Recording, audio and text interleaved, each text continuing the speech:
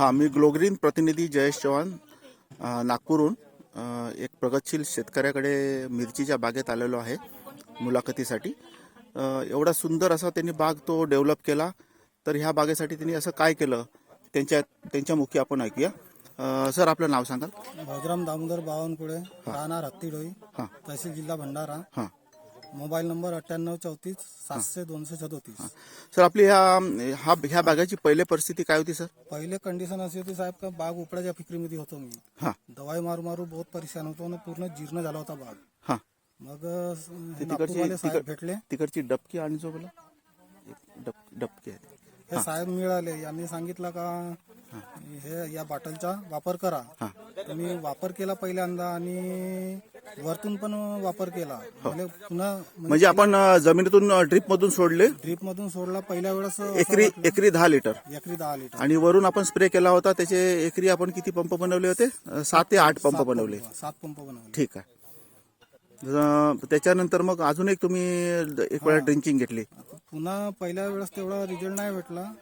मग पुन्हा ड्रीप मधून सोडला ते. मला नाहीतरी गेला बाग आपला, नाहीतरी गेलाय. दुसऱ्या वेळेस सोडला तर तो पूर्ण एकखट्टीच आला आणि हा मिरची पण सुंदर लागली. मिरचीचा रिझल्ट पहा, झाडाची ग्रोथ बनली एक नंबर मध्ये. हे मिरची पहा,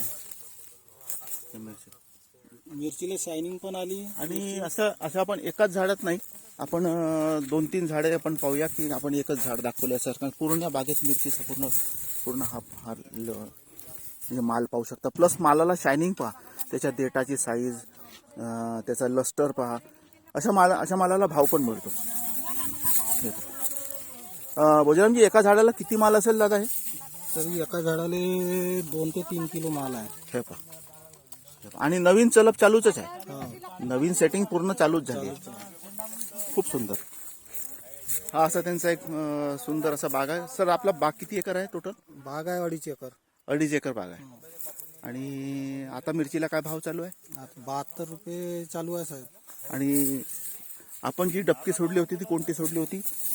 डबकी केव्हाली सोडली? म्हणजे औषध जे आपण सोडलं ग्लोग्रीनचं, हे सोडलं होतं. आणि वरून एक स्प्रे घेतली होती. वरून एक स्प्रे घेतला होता. तुम्ही औषधीवर एकदम समाधानकारी आहे. हो.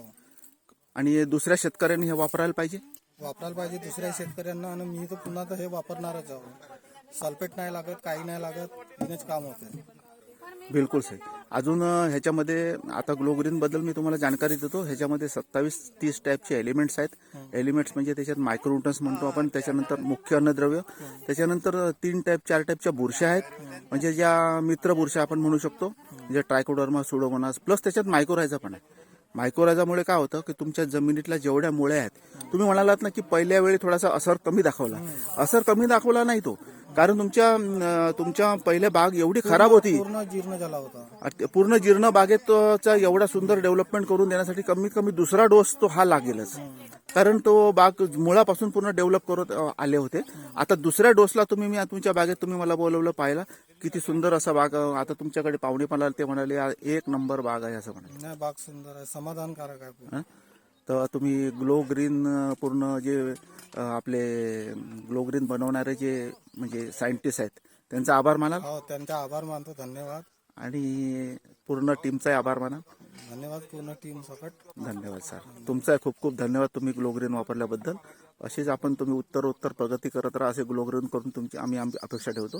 धन्यवाद सर.